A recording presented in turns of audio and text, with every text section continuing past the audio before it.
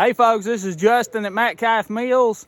We finally got our snow. Today I'm bringing you Storytime Tuesday with some stories that go along with this snow. I hope you enjoy. Yeah, this weather goes right along with what I want to talk about today on Storytime Tuesday. Snow.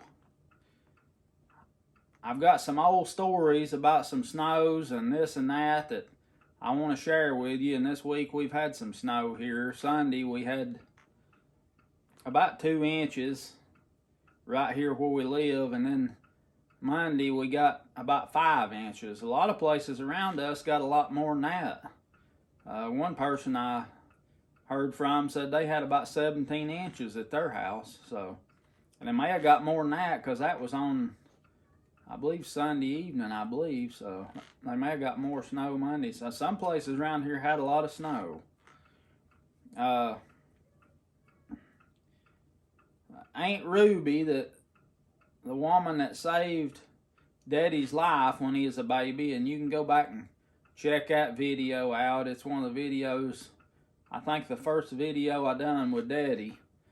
He tells you about when he was born and that miracle, but Aunt Ruby's the one that done that, and I talked to her quite a bit. She was born in 1908, so when I was visiting with her, she was up in her 90s, and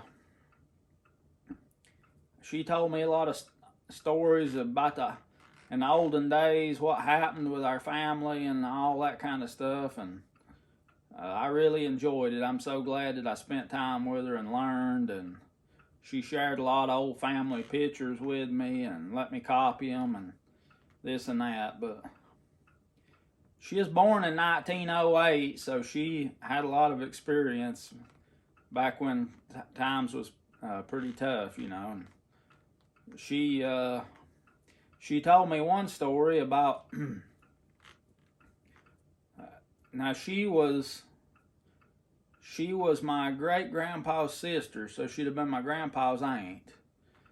And she told me a story about Uncle Lee, who would have been her uncle, lived up at the very head of this creek, as far as you can go up there till you start over across the Oldfield Gap into Yancey County. There's an old house up there, called it the Uncle Lee old house. And she said in the wintertime, Uncle Lee would keep a log laying there, a big log, and in the wintertime when it snowed, on Sunday morning he'd hook his horses up, and he'd hitch to that log, and being as how he was the last house up in the head of the holler, he'd drive his horses out pulling that log if it come a pretty good snow, and that log would drag out a clean path through that snow. And on Sunday morning he'd come out there with them horses and that log and go all the way down and across the gap and down the other creek to the church. And what he done was he made a path for everybody to get out to, and they could walk to church. And that path that log made, him a-dragging it with them horses. And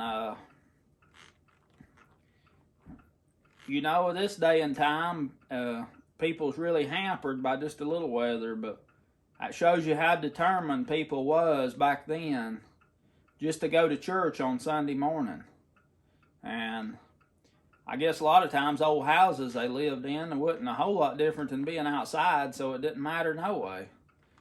And they look forward to going to church. They get to see everybody because they walked about everywhere they went, or rode a wagon or a horse, and they didn't see many people. So going to church was a big deal every week, not only for their worship, but also to get to see people and, you know, talk and socialize and visit a little bit. But I'd always thought that was something, how, you know, they was so determined to go to church, and Uncle Lee went to all that trouble just to make them a path through the snow so they could walk comfortable. And I always thought about that a lot, and it always meant a lot to me, that story.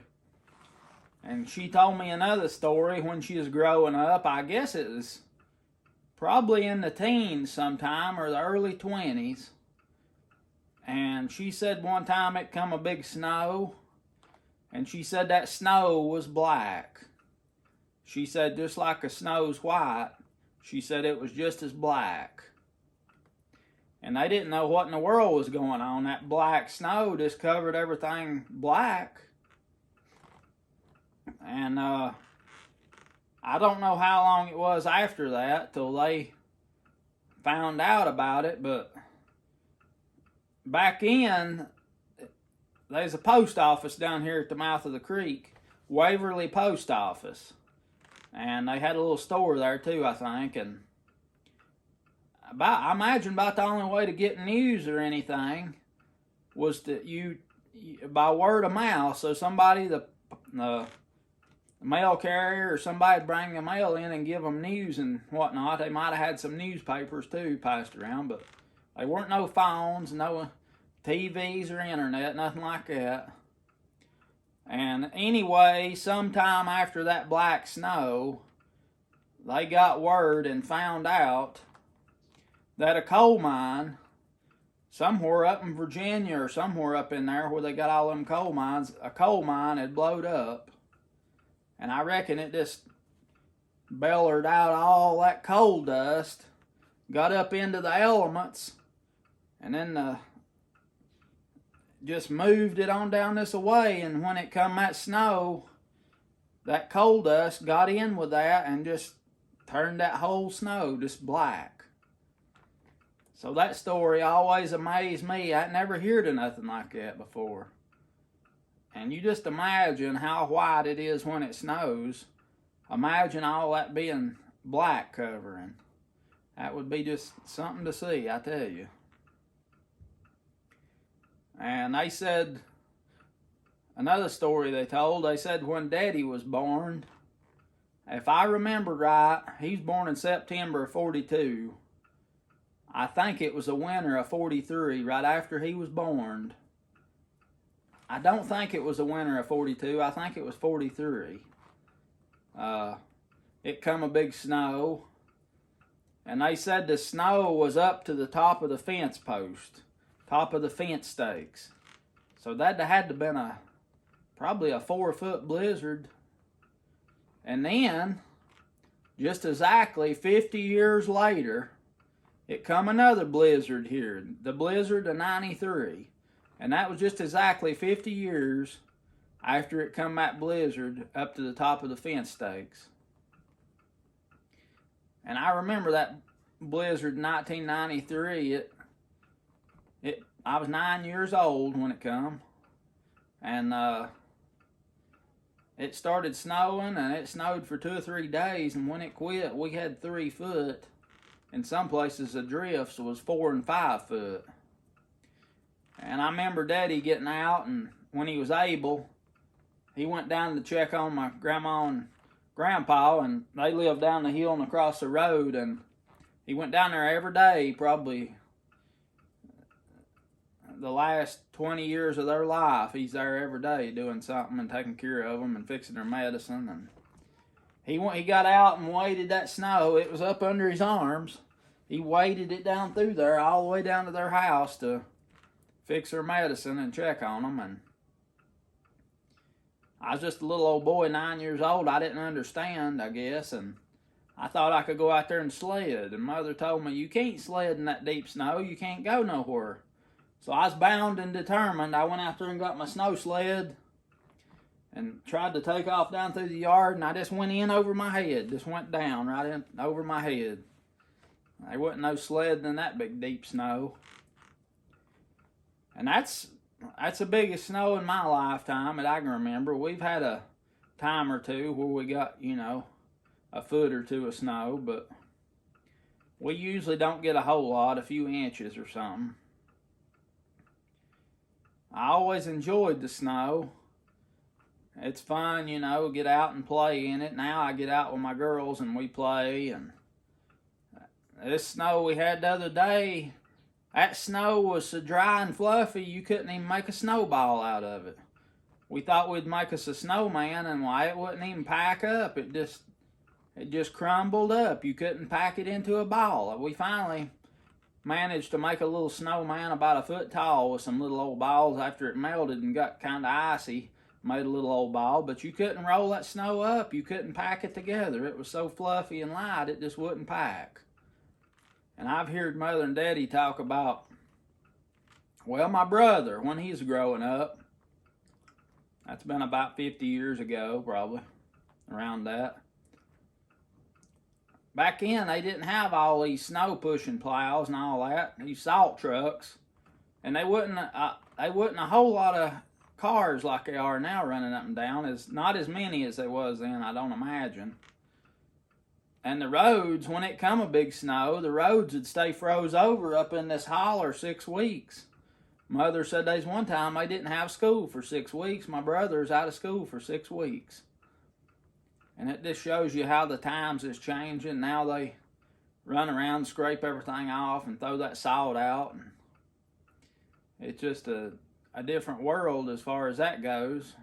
But I've always enjoyed the snow, and ever since I was big enough, get out and play in it. And when I got bigger, you know, I had a motorcycle, a dirt bike, and a four-wheeler. And later on had a four-wheeler, and I'd get out and ride and just have all kinds of fun in the snow. I always loved it.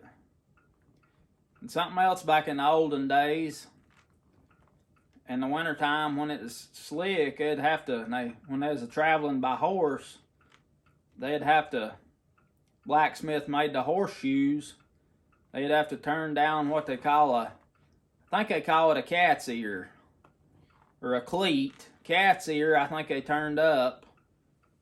The horse's hoof come down, the cat's ear turned up and kind of hooked on that horse's hoof like that. And I think the cleats they turned down, ice cleats on them horseshoes, so them horses could get around, not slip and fall. And that was wagon days and horse and buggy days. And when I was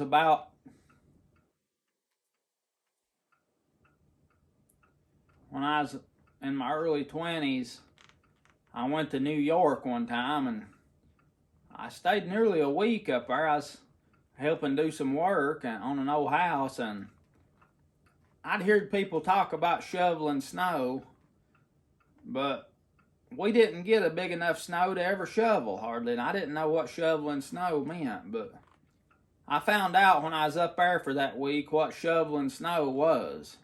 It was upstate New York, and I reckon it snowed every day that we was there, except the last day.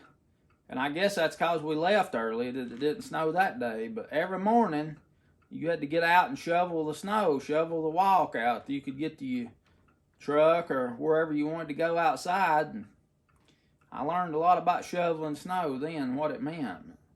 I'm glad we don't get that much. Sometimes it gets aggravating if turns off cold. And I told you that little story about my grandpa. Said when him and grandma got married, that old house they lived in had cracks in it, and that snow would blow in through them cracks on their bed there. And he said of a morning when he woke up, to get up, he'd have to knock the snow off of his bed before he turned it down, where it'd blow through in them cracks. You talk about how tough you'd have to be to stand that, and they stood it. And a lot of them old people, I've heard them talk about these old houses, old cabins up in these mountains back years ago when people's just in here kind of homesteading and settling this country. All they had was an old fireplace to warm with, and they'd build a fire in that fireplace, and it didn't throw off no heat much, except right there at the fire. And I've heard them old people talk about that. They'd get up next to the fireplace to try to get warm, and they said one side of you would burn up and the other side of you would freeze to death, because just that little old bit of heat that come out of that fireplace, it wasn't enough to warm you all around. Your backside would freeze off and your front side would roast about it. Well, you talk about tough times now. It always amazes me to think about the hard times people's had and what all they've been through just to make it, just to survive. Just to survive, what all they went through with, and how tough they had to be, and it just humbles me and amazes me every time I get to thinking about it. And they really suffered just to survive and make it and provide a way. And people nowadays, they don't have no understanding or appreciation, don't even have no idea what it took to just to be here, and how thankful they ought to be to have opportunity to be here. And a lot of people, you know, they got a warm house to live in, and people suffers through the cold, but it's a different world. And I'm glad that I could learn about the olden days and how everything was, and kind of see now how everything is, and I'm thankful that I could learn that. Well, if you got snow, I hope you enjoyed it, and if you didn't like it, I hope it's melted off.